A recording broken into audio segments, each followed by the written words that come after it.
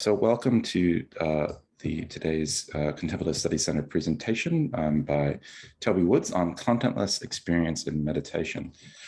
Before we get too far, I would like to respectfully acknowledge the Wurundjeri people of the Kulin Nation, who are the traditional owners of the land in which many of us are residing, and pay our respects to the elders, past, present, and emerging. So thank you everyone for joining us today. It's lovely to see the amount of interest in this particular topic. We had well over 280 people register for today's seminar. So there's incredible interest in topics or themes, I guess, across different types of meditation. Toby Woods is a PhD student working in the Melbourne School of Psychological Sciences with Professor Olivia Carter and Jenny Wint at Monash, and is going to take us through some of his incredible and wonderful work that he did for his thesis. So this is his completion seminar, and he is going to present, as I said, some of that lovely work. So thank you everyone for joining. We'd particularly like to thank special guests today. So members of the various meditation communities that participated in many of Toby's studies. So there were several communities within different lineages that participated, and we really appreciate any of you that are out there that did participate in these studies being here today. And in particular, we'd also like to thank the teachers and leaders from within those communities who kindly allowed us to conduct this research. So with that, I will hand over to Toby. Just a quick note before I do so, the chat is disabled. So if you do have questions, please post them in the Q&A. Toby will tell you more about that, but I believe he will be answering questions at the end. So if you have questions, please pop them in the Q&A as you go, and Toby will address them as we get to the end of the session today. Thank you so much. And Toby, over to you. Thanks very much, Nicholas. Today, I'm going to present the findings from two large-scale studies that I've done as part of my PhD in psychology. The first is an evidence synthesis of expert texts on meditation. And the second is a participant-based study of meditators attending specific retreats and classes. As you were looking at my slides and listening to me speak, you were each having a conscious experience. Afterwards, I could ask you, what was it like to have that experience? And you would be able to describe it for me. In cognitive science, it is increasingly recognized that these descriptions of subjective experience are important. If we want to understand the relationship between experience and the brain, for example, we need good descriptions of the experience. This is what my PhD is about. It's about describing and understanding a particular experience that people have in some forms of meditation. My work is not about what is happening in the brain during the experience. It is about the experience itself. In this presentation, I'm going to refer to the experience that is aimed for in a meditation practice as a goal state. I'm also going to be using the term content or mental content. When I use these terms, I simply mean thoughts and the subjective qualities of an experience. Thoughts are a form of content.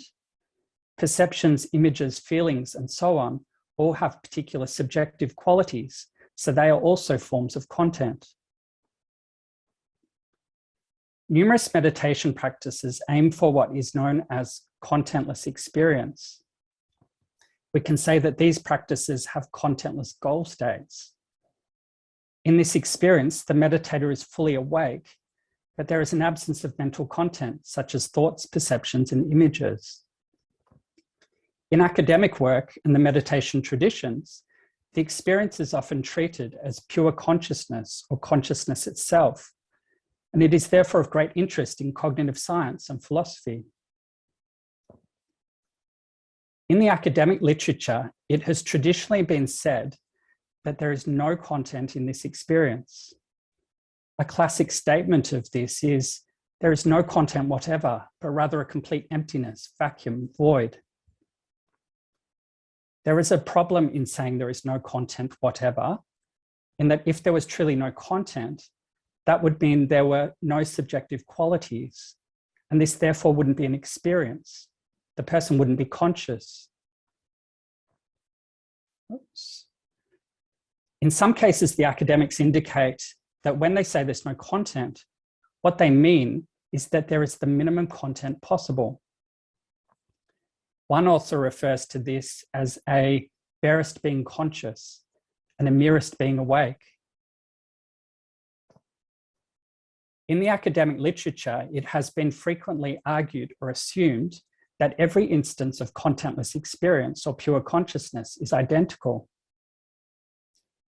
It follows from this that where meditators access contentless states in different practices, they must be having an identical experience. The logic here is that if there's no content in each experience, there can be nothing to differentiate them, so they must be the same. I gave a lot of thought to this claim at the beginning of my PhD, and I found several reasons to question it. One simple reason is that there is such a diversity of meditation techniques that are said to lead to the experience. These techniques include focusing on the breath, repeating a mantra, and doing nothing at all. It could be that they do all lead to an identical experience of pure consciousness. However, one might also think that different techniques might lead to different experiences. A second reason to question the claim concerns the speed and ease of accessing the goal states. Some practices are said to access contentless experience quickly and easily, while in others, it is said to be slow and difficult.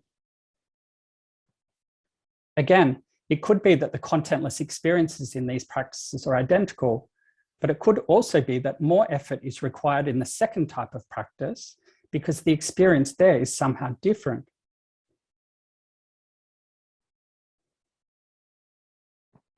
For the first of my two studies, I had two research questions. Is it correct that these so-called contentless experiences lack all or virtually all content? And are the contentless experiences in different practices identical? In this study, I focused on 3 meditation practices that are said to have contentless goal states. Shamatha Meditation, as presented by Alan Wallace, Transcendental Meditation, which I'll call TM, and Stillness Meditation. The Shamatha technique is to focus attention on a meditation object, and then at a very advanced stage, release the object and enter the contentless goal state. The TM technique is to silently repeat a mantra, which then gradually fades away completely. The Stillness Meditation technique essentially involves doing nothing. Shamatha is a Tibetan Buddhist practice. TM is said to come from the Vedic tradition of ancient India. Stillness meditation was designed in the 1960s by the Australian psychiatrist Ainsley Mears.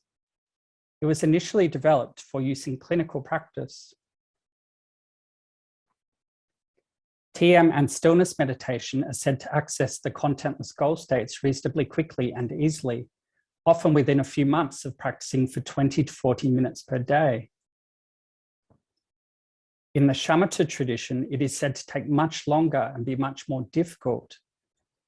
Alan Wallace indicates that achieving the Shamatha goal state requires a vocational commitment to the practice, and that this typically includes full-time hours and withdrawal from active life.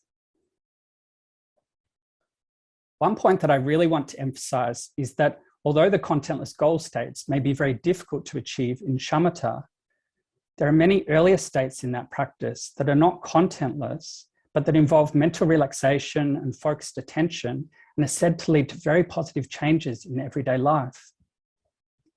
The understanding in Shamatha is that even if a person never achieves the contentless goal state, the practice can still be tremendously beneficial. I fully recognize that these earlier states are important, but because they are not contentless, they're not the focus of what I'm talking about today. I've done a very detailed paper on the meditation techniques and the experiences on the way to the contentless goal states. I'm not going to be talking about that today, but I will provide a link to it at the end of my presentation. I selected Shamatha for inclusion in the study because focused attention practices like Shamatha are the form of mindfulness meditation most closely associated with contentless experience. I selected TM because it was the most researched form of practice up to the late 1990s when mindfulness practices took over. I selected stillness meditation because, unlike the other two practices, it does not involve a meditation object, and it therefore provides an interesting contrast. Stillness meditation is also the practice that I've done personally, and it was through this practice that I became interested in contentless experience. A major source of information about the contentless goal states is expert text from within the meditation traditions. So I decided to investigate the research questions using these texts. In each tradition, there are so many of these texts that researchers usually rely on only a small subset. A limitation of existing work is that researchers tend not to use an explicit scientific method to select particular texts or review them. Without scientific method, there is the risk that researchers will deliberately or inadvertently cherry-pick particular texts or points within them that support their favoured argument or perspective. To overcome this problem, I used a form of scientific method known as evidence synthesis. Evidence synthesis is not normally used with respect to expert texts on meditation, so I designed a specific form that is appropriate for this context. The evidence synthesis method involved 5 steps. I first identified a number of authors from within the 3 meditation traditions who have outstanding qualifications as experts in the practices. I then used objective criteria to select a sample of those experts' publications that would reveal their understandings of the meditation techniques and experiences. Across the 3 practices, I selected 135 publications, including 49 books.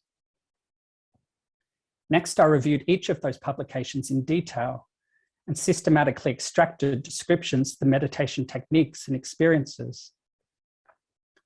I placed those descriptions in extraction tables for each of the 3 practices. For example, in describing the Shamatha experience, one of the expert texts said, "All subtle and coarse thoughts vanish." Since that is a description of the experience, I extracted that statement and placed it in the Shamatha extraction table. As I did the extraction, I coded, or in other words, labeled the expert descriptions to differentiate individual features of the experiences. This is an excerpt from the Shamatha extraction table. The yellow highlighting shows the statement, "All subtle and coarse thoughts vanish," which I extracted from the expert text and placed in this table.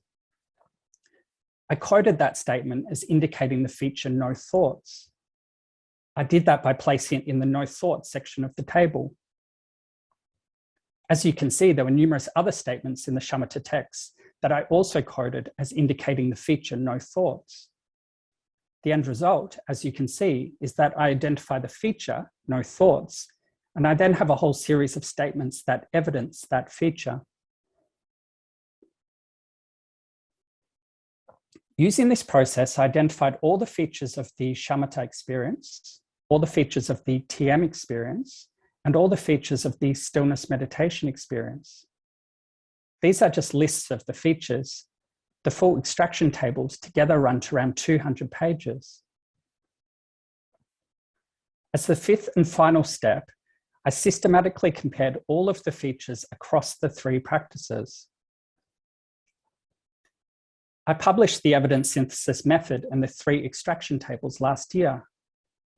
I did this to provide full transparency, and in case other researchers wish to adapt the method or use the extraction tables for their own analyses.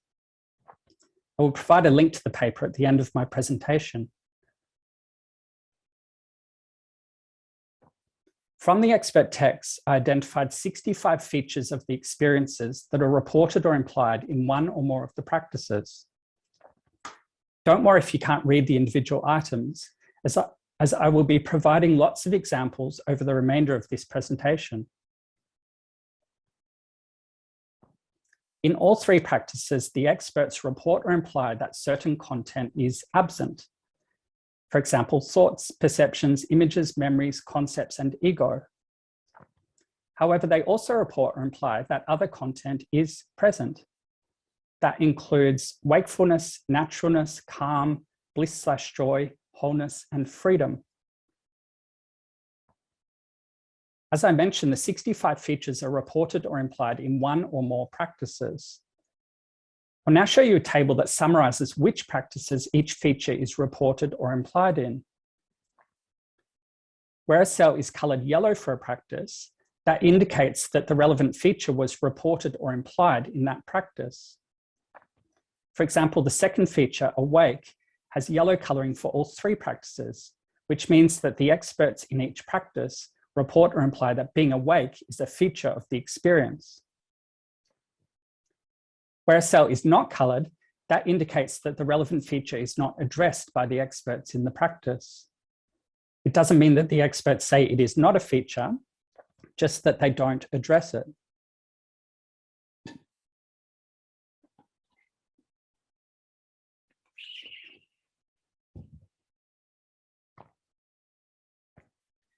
The striking thing about the table is how much yellow there is, and in particular, the number of features for which there is yellow for multiple practices. For 51 of the 65 features, there is yellow for all three practices, meaning that in each practice, the feature is reported or implied. The table illustrates why it is so easy to form the impression that the experiences in the practices are the same. It is important to note that just because a feature is reported or implied in multiple practices doesn't mean that the experiences in those practices are identical with respect to that feature. My next step was therefore to make an assessment as to whether the experiences in the three practices are identical or different with respect to each feature. My findings from this exercise are summarized in the next table that I'll show you. The table is identical to the previous one, except that I've colored the yellow cells green, red, or purple. To understand this table, you need to take each row in turn. For each row, green means identical, red means different, and purple means unclear whether identical or different. Let me zoom in on some examples, and I'll then return to the full table. The first example is the feature no thoughts. The green coloring means that I assess that the feature is identical in the practices. In each practice, the experts report that there are no thoughts, and having no thoughts can really only mean one thing. The main differences that I found were for the features attentional stability and attentional vividness. You can see that Shamatha is colored red, denoting that with respect to these features, the experience in Shamatha is different to the experiences in TM and Stillness Meditation. The difference that I identified is that attentional stability and vividness are greater in Shamatha than in the other two practices. I found that in Shamatha there is perfect attentional stability. Attention is focused single-pointedly within the contentless experience, meaning that it never strays back to thoughts, perceptions, or images. In TM and Stillness Meditation, attention does move back to thoughts, perceptions, and images. I can illustrate these points with some data from the expert texts.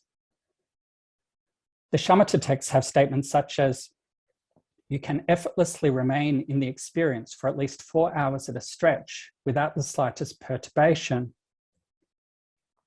The mind flows single-pointedly like a laser. In TM, we have statements like, one cycles through the experience many times in each session. And in Stillness Meditation, similarly, a silence comes to our mind, then a few more thoughts, then silence again.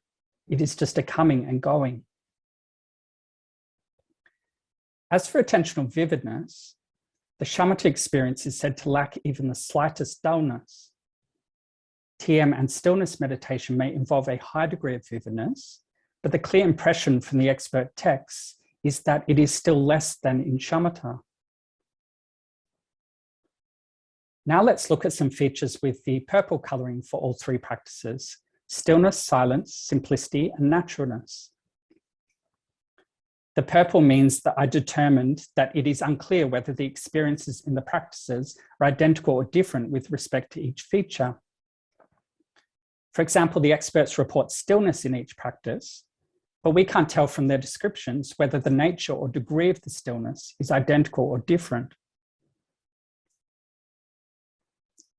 Returning to the main table, I found that the experiences are identical across the practices for 14 features, different for 4 features, and that it is unclear whether the experiences are identical or different for 47 features. For those 47 features, we can say that there are possible differences across the practices. In summary, I found that numerous forms of content are present in the experiences. The experiences are contentless in the limited sense that they lack well-recognized forms of content, such as thoughts, perceptions, and images. However, they're not contentless in the more complete sense of lacking all forms of content other than being conscious and wakeful. The second key finding is that there are differences across the practices for 4 features and possible differences for many others. Putting these 2 points together, we can say that the evidence synthesis indicates that the experiences in these practices are neither truly contentless nor identical.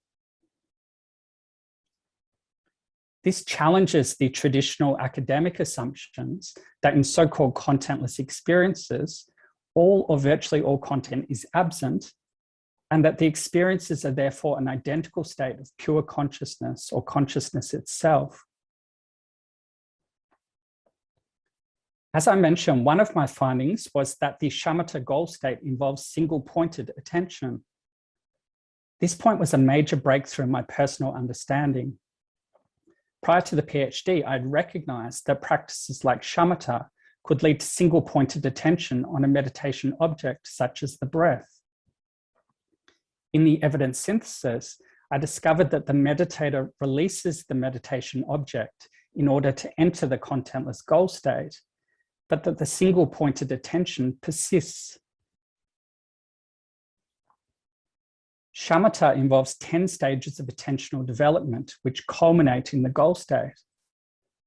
The goal state is said to involve deep calm and relaxation and perfectly focused attention. The TM and stillness meditation goal states are said to involve deep calm and relaxation, but those practices do not involve a systematic training of attention like in Shamatha. This knowledge helps to understand the differences in speed and ease with which the practices are said to access the goal states. Recall that in TM and stillness meditation, it is said to be reasonably quick and easy to access the goal states. And in Shamatha, it is said to take much longer and be much more difficult. If we understand that Shamatha involves meticulous attentional training, resulting in a goal state with perfectly focused attention, we can see why so much extra time and effort may be required in that practice.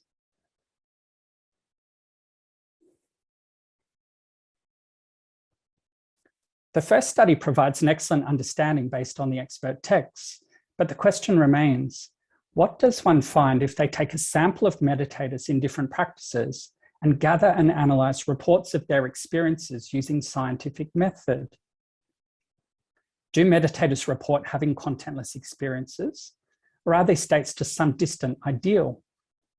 What about differences in reports across the practices? Are there differences? And if so, do they fit with what we understand about the meditation techniques? This is what I looked at in my second study.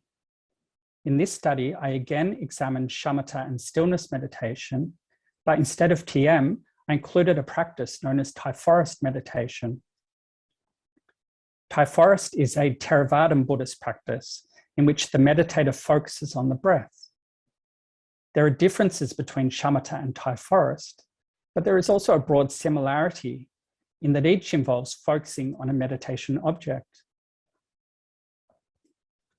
Similarly to Shamatha, at a very advanced stage of Thai forest, the object, the breath, is said to disappear, leaving contentless experience.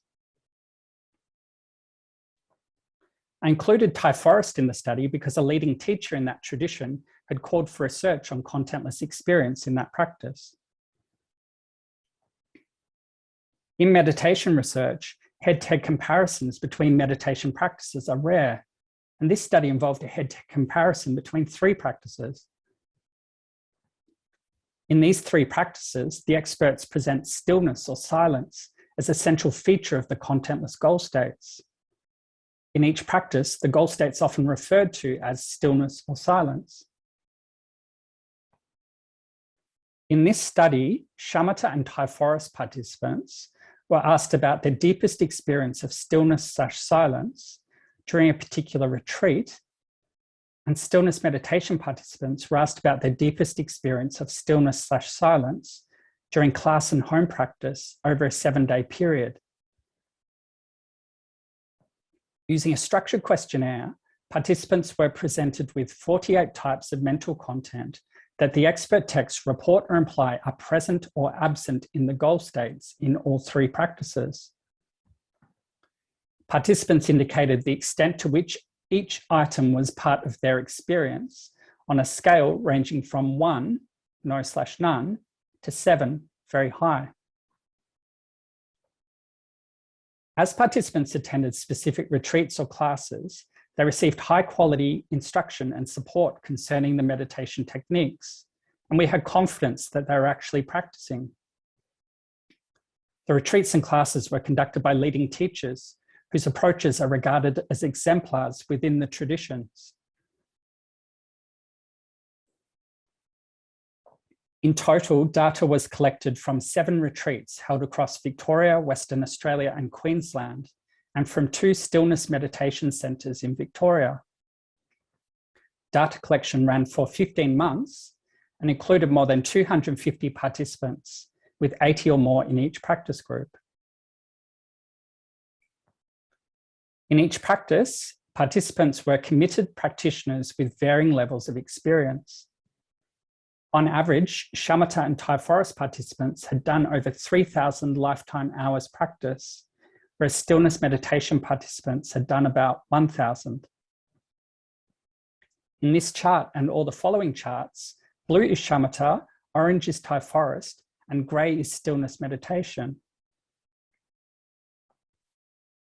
This chart shows participants' reasons for practicing. There was no significant difference across the 3 groups in the proportion of participants who said they practiced to improve well-being. You can see that the 3 bars are roughly the same height. The proportion of Shamatha and Ty Forrest participants who said they practiced for spiritual growth or enlightenment was significantly higher than in stillness meditation. And the proportion who said they practiced to reduce psychological symptoms and cope with life events was significantly lower. In the questionnaire, I included 3 foil items, which I devised with my research team. Vividly perceiving all parts of your body at the same time, highly rational thinking, and progressing into more and more complex states. These items sound positive or like advanced meditation experiences, but according to the expert text, they are not part of the goal states. I included these items to identify participants who might simply be giving high ratings for all items that sound positive or like advanced experiences. Participants' ratings for these items were considerably lower than for the real items that sound positive or advanced. This finding provided a measure of confidence that participants were making a genuine effort to reflect and report on their actual experience. Let's now get into the main findings. The first research question was, what is the subjective character of the deepest experience of stillness/silence reported by participants? To answer this question, I looked at the 10 items for which participants gave the lowest ratings on average, and the 10 items for which they gave the highest ratings. 90% of these items were the same in all 3 practices, which indicates that there is a broad similarity in the reported experiences. I'm going to get to differences in a minute, so for the time being, let's not worry about the other 10%. This chart shows the ratings for the items that were in the bottom 10 or top 10 for all three practices. Where there is conceptual similarity between items, for example, stillness and silence, I've put them next to one another. You can see that on the right-hand side, the blue, orange, and grey lines are close to the center of the chart. This means that participants' ratings were low. On the left-hand side, the lines are near the edge of the chart. This means participants' ratings were high. I can summarize this chart by working clockwise from the item thoughts. In all three practices, participants reported low awareness of thoughts, images, memories, emotions, things around them, their body and mental activity, and low effort. They reported a high degree of stillness, silence, ease, mental relaxation, peacefulness, and calmness. And they said that the experience was highly good, pleasant, and positive, and not at all negative. The second research question was, are there differences in the reported experiences across the practices? Significant differences were found for 21 of the total 48 items. I conducted a series of additional analyses to determine which of these differences were most robust, i.e., which I could be most confident about. For example, in one analysis, I excluded participants who said they practiced sporadically, and I controlled for differences across the three groups in lifetime hours practice. The most robust differences were found for 9 items, and I will focus on them today. For 2 of these items, there was a significant difference between Shamatha and Thai Forest. Thai Forest participants reported greater bliss and joy in their experience of stillness/silence than Shamatha participants. Thai Forest teachers tend to emphasize bliss and joy more than Shamatha teachers, and it could be that there's something about the Thai Forest technique that leads to greater experiences of these qualities. On average, the Thai Forest retreats also involved much more practice than the Shamatha retreats. So it's possible that the Thai Forest participants experienced more bliss and joy simply because they had done more practice. For the other 7 of the 9 items with the most robust differences, the differences were between Shamatha and Thai Forest on the one hand, and Stillness Meditation on the other. Shamatha and Thai Forest scores were significantly higher than Stillness Meditation scores for the items wakefulness, breath, and awareness that I am having the experience. Scores for drowsiness were low in Stillness Meditation, but they were still significantly higher than in the other 2 practices. Stillness Meditation also had significantly higher scores for losing normal ego/self via absorption, pure being with a complete absence of doing, and reaching a ground state of the mind. I can summarize these findings by saying that Stillness Meditation participants reported an experience of stillness/silence that was less wakeful than in Shamatha and Thai Forest, but more absorptive, and which had more the quality of pure being and reaching a ground state of the mind. Stillness Meditation participants explicitly reported being more absorbed in the stillness/silence via the item losing normal ego/self via absorption. Their lower scores for the items breath and awareness that I'm having the experience provide additional indications that their reported experiences were more absorptive. If meditators are aware of their breath, they're not experiencing stillness/silence alone. And if they are aware of the stillness/silence as it occurs, they're in some sense standing apart from it. If a meditator is fully absorbed in the stillness/silence, it is only when they emerge from the experience that they realize they have had it. Stillness meditation participants reported having the experience for a significantly greater proportion of their total practice and being significantly more confident that they could have the experience again in their next session. They reported the more absorptive experience and had the higher scores for pure being, reaching a ground state, proportion, and confidence, despite reporting significantly fewer lifetime hours practice, doing significantly fewer hours of practice in the period targeted in the research, and doing classes and home practice rather than retreats. If you knew nothing about the first study I spoke about, these results would seem surprising. If meditators in one practice have done fewer hours and not been on retreat, we would normally expect them to report lower scores for absorptiveness, depth, proportion, and confidence, not higher scores. Two possible explanations for these findings stand out. The first of these is based on the expert texts. This explanation is that stillness meditation participants reported an experience that was more absorptive and in some respects deeper, because their experience was in fact more absorptive and in some respects deeper. According to this explanation, they could access this experience more quickly because stillness meditation is concerned only with deep calm and relaxation, not with deep calm and relaxation plus the development of highly focused attention. The finding of greater wakefulness in Shamatha and Thai forest also fits with this explanation. Those practices involve attentional training, and that involves arousal of attention, which is likely associated with greater wakefulness. The second possible explanation is that although stillness meditation participants reported a deeper and more absorptive experience, their actual experience was not deeper and more absorptive.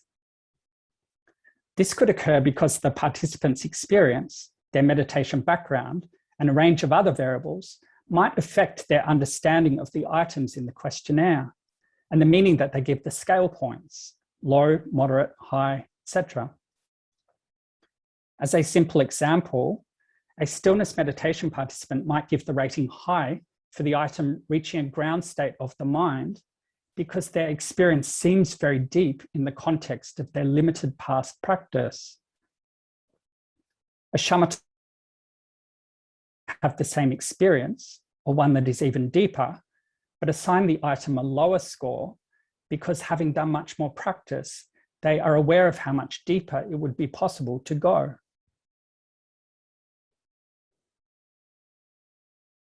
To summarize the findings from this study, there is a broad similarity in the experiences of stillness/silence reported across the practices. In all three practices, participants reported very positive experiences with a high degree of stillness, silence, mental relaxation, and calm, and low awareness of thoughts, perceptions, and images. There are also robust differences across the practices. Thai forest participants reported more bliss and joy than shamatha participants. Stillness meditation participants reported an experience that was less wakeful than in shamatha and Thai forest, but more absorptive, and which had more the quality of pure being and reaching a ground state of the mind. Like in study one, the findings have implications for consciousness research. In each practice, participants on average gave ratings low or very close to low for awareness of thoughts, perceptions, images, emotions, memories, and breath. However, for many other forms of content, including stillness, naturalness, calm, bliss, joy, and freedom, participants gave ratings that were moderate or high. This fits much better with the understanding of contentless experience in the expert texts than with the traditional academic understanding that contentless experiences lack all or virtually all content.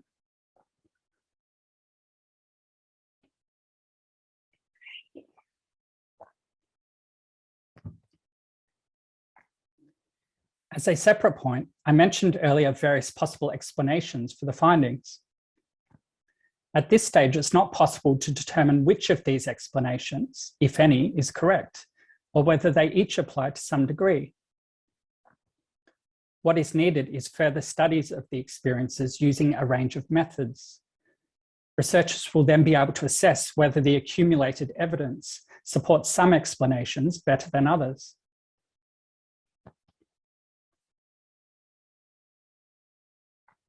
I've already explained the key implications of the two studies for consciousness research, but the findings also have implications for neuroscientific and clinical research and practice. As an example, there have been neuroscientific studies where meditators have been instructed to access a state of content-minimized awareness or thoughtless emptiness while their brain activity is recorded. The findings in my studies suggest that researchers doing this type of work need to be aware that there can be considerable diversity in the experiences of meditators accessing such states.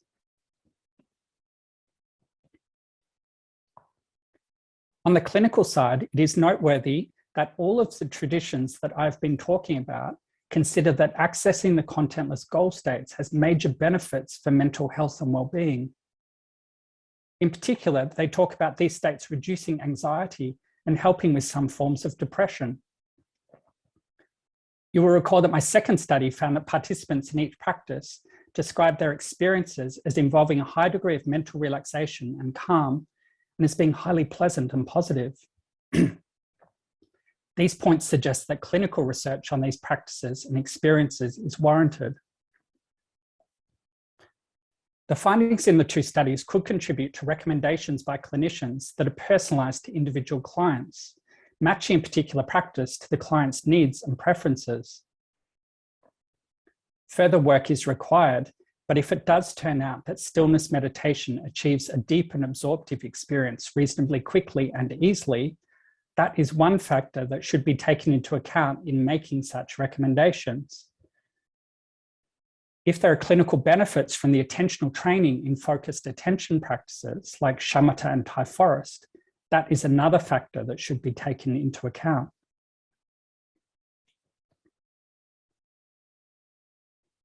I will summarize this presentation by providing brief answers to 4 key research questions. Is so-called contentless experience truly contentless? No, at least not for the cases of contentless experience examined in this project. Well-recognized forms of content, such as thoughts, perceptions, and images, are absent or virtually absent. But more abstract content, such as naturalness, calm, and bliss/joy, may be present. Do meditators actually have these experiences? Meditators report experiences that could be labeled as contentless in a broad sense. Further research is required to be confident about what meditators actually experience. Are there differences in contentless experiences in different practices? The expert texts indicate that there are differences. The experiences in focused attention practices can involve exceptional stability and vividness of attention, whereas the experiences in certain other practices may not. And why might it be easier to access the experience in some practices than in others? One reason may be that some practices don't aim for highly focused attention, and therefore don't involve a systematic training of attention in the lead up to the contentless goal states. To conclude, I would like to thank my collaborators in this research, Olivia Carter, Jennifer Vint, Nicholas Van Dam, and Lydia Brown. I've been referring to my studies and my findings, but the research has been wholly collaborative from day one. I'd also like to give a special thanks to the participants in study 2 and to the teachers and organisers of the retreats and classes in that study. Without their involvement, that study would not have been possible.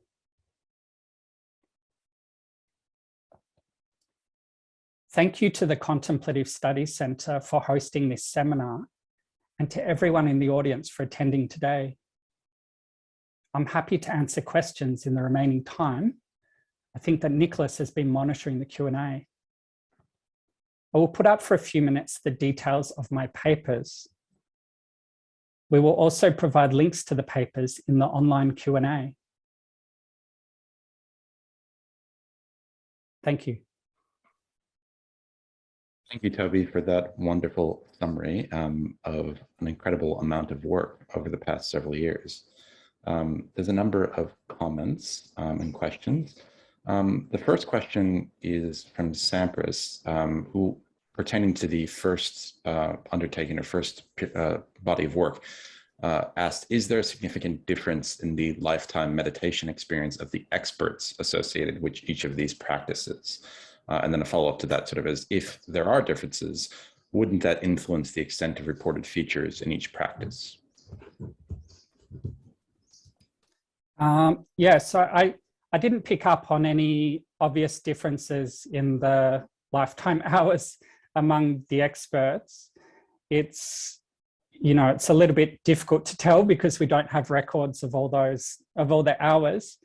I guess reflecting on it, a shamatha practice normally involves more intensive practice. So possibly someone like Alan Wallace would have done more than, say, a stillness meditation teacher. But even a stillness meditation teacher, the teachers that we're talking about had spent, you know, 20 to 30 years working in these practices and practicing personally. So they still had a huge amount of experience.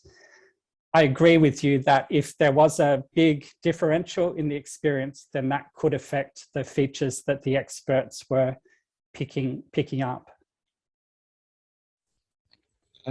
Another question was, how can different groups of people's experiences be compared across disciplines? Wouldn't one need people schooled in all of the techniques who would then be able to compare their experiences within each tradition?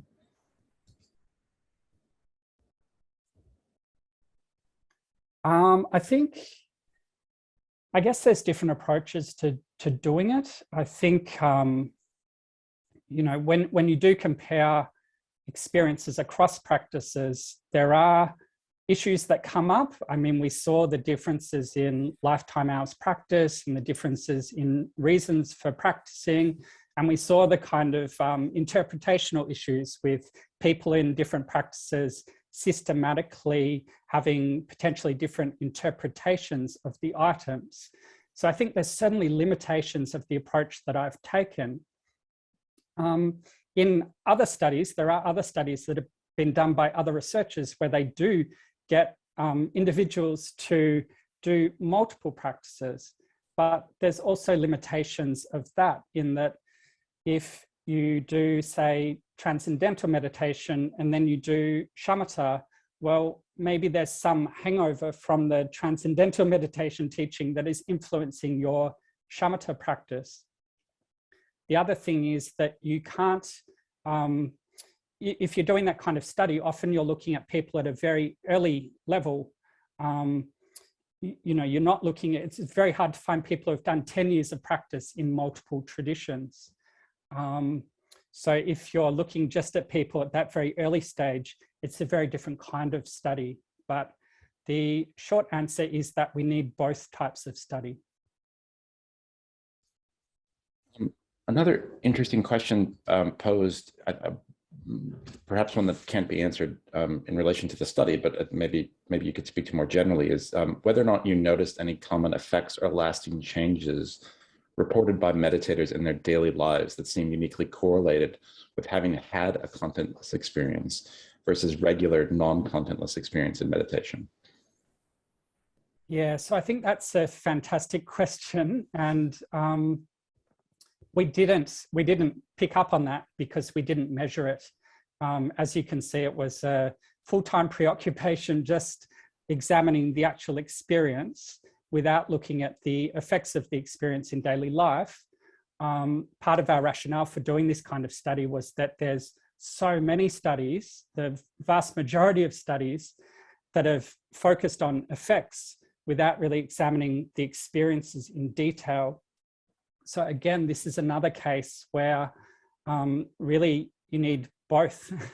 The ideal study would be to marry up the experience and the effects of the practice and maybe the, the brain activity as well. That would be a wonderful study. And I think I agree with the kind of idea behind the question that really, I would really love to see studies comparing the effects from contentless states to the effects from non-contentless states, because according to the traditional literature, there's really major benefits from both, but we need those studies to kind of distinguish between them. Two separate people have asked whether or not you're aware of the extent to which in the Thai forest traditions, jhana practices were being involved. And one of the participants commented that if so, participation in the jhanas may have explained the higher ratings for bliss and joy. Yeah, absolutely. So the Thai forest practice is a jhana practice. So essentially, in simple terms, it means that the practice aims for something which is similar to the shamatha goal state, but this is kind of just a threshold to even deeper experiences of stillness and peace and bliss and joy, which are incredibly, advanced states. And I think that is partly why someone like Ajahn Brahm in his writings really emphasizes bliss and joy, because those very advanced states are so intimately connected with those qualities. And I agree, that's a quite plausible explanation for those findings.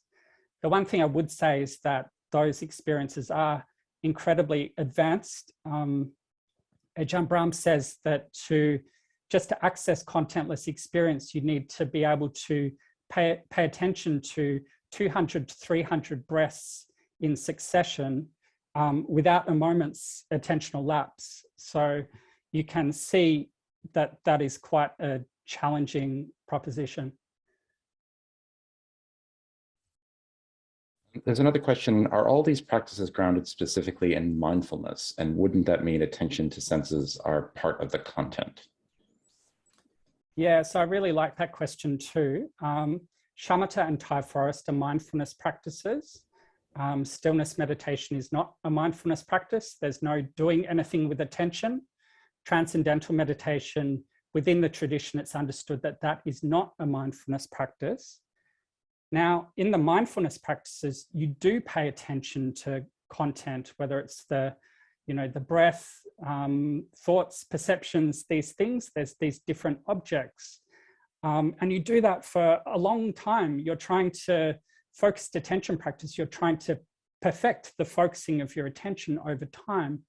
And what happens is at very advanced stages, because you're so highly focused on the meditation object, all those other things begin to fade out or completely fade out. At this very advanced level, all that you're left with is the object, for example, the breath, and then eventually you release that as well, or that disappears, and you're left in the so-called contentless experience. So Gawain has asked whether or not the focus on experiences in meditation accounts for or considers the different purposes of meditation as set out in the different traditions. He states that my understanding is that in the Buddhist traditions, it is seen as a means to an end, and experiences are seen as potential distractions. Yeah, so it's a great question too. The purposes are really important. One thing that I didn't have time to mention today is that Alan Wallace presents the Shamatha goal state as being important, because if you reach the goal state, your attention is so brilliant, so perfectly focused that you can then proceed to other more advanced practices. So you can, do vipassana practice, insight practice with, very effectively. And you can do, for example, the Dzogchen practices. And these practices are aiming, at least in Wallace's account, to lead to Buddha nature and enlightenment, an even deeper state. So the purpose is extremely important. In something like stillness meditation, they don't talk about those kind of exalted states. They're just talking about doing it to for improved mental health, reducing anxiety, and so on. I think in terms of not being too preoccupied with experience, there's certainly experiences in some of these practices that the teachers caution against becoming preoccupied with. For example, there's the Niyam experiences in mindfulness practices, which it might be all strange colors or images or all manner of experiences. And the guidance in the practices is just ignore those things. They're not important. The experience is not important. It's the it's the development in yourself, the progression that's important. So yeah, I think all the practices would say that you shouldn't have an attachment to any experience really, and including contentless experience. But at the same time, they connect this contentless experience with certain benefits of the practice. So it is important to investigate these experiences and begin to develop those linkages with benefits and with all kinds of other things like ability to do more advanced practices. So a perhaps slightly personal question, which might be interesting to some people. As a result of the studies, have you made any changes to your own meditation practice? Yeah, not so much from these studies that I've spoken about today, but I mentioned briefly that I did some very detailed work on the meditation techniques, and we really looked at them in a lot of detail, and we critically analyzed them as well. We were very critical. We didn't just accept things at face value. And that included the practice that I do, stillness meditation, that didn't get a free pass. And one of the things that I discovered there is we talk about that practice as being effortless, but through several months of brainstorming with my PhD supervisors, we came to recognize that, yes, it is an effortless practice, but there is also an element of effort in that the meditator needs to maintain the correct posture. That postural effort, is then gradually lost as the practice proceeds, but it's important at the beginning.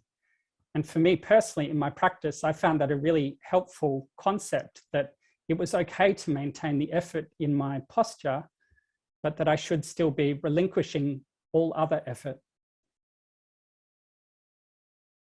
Perhaps a particularly good question on which to start wrapping up the Q&A from Clifton Leksha, who asks, are you continuing with this line of research? And what would be your favorite follow-on project, I suppose?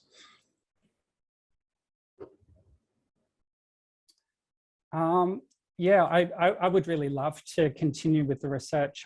As I say to people, I find it just as fascinating now, 4 years after I started, than I did at the beginning. I'm still really interested in the techniques and experiences. I just find there's kind of endless depth in them. And I think it's something that a lot of other researchers aren't, looking at in detail. I guess the sensible next step would be to begin marrying up the techniques and experiences with some of the other things that are really important in science. Doing, whether it's EEG recordings or fMRI, or whether it's just questionnaires about people's experience outside the practice. I've already talked about this, but I think linking all those things together it's going to give people a more complete picture, and it's very important. So thank you for that, Toby. There's quite a bit of an outpouring of acknowledgement of how much work you've undertaken, how impressive it is, and how excellent the work is, and the papers as well. So I just wanted to convey that to you. Thank you, everyone, for turning up today and for asking questions and giving your kind attention to Toby as he summarizes this wonderful, wonderful work. Please do, if you have the opportunity, have a look at the papers that have been linked and provided, and stay tuned for more and interesting future work from Toby on this particular topic. And yeah, stay tuned for next steps from him as well. Anything else you'd like to add as we close, Toby, or? No, that's great. Thank you, Nicholas, for hosting today, and yeah, just thank you again for everyone. It's just the most really wonderful thing to put in so much work and then have people who are genuinely interested and people who have open minds as well. So very much appreciated. Thank you. So on behalf of the Contemplative Studies Center and the University of Melbourne, thank you everyone for joining us today. And if you're interested in today's event and found this enjoyable, please consider subscribing to our mailing list and keep an eye on our websites and other things for future events. And thank you so much for attending today. Thank you again to Toby, and hope you enjoyed. Have a wonderful rest of the day.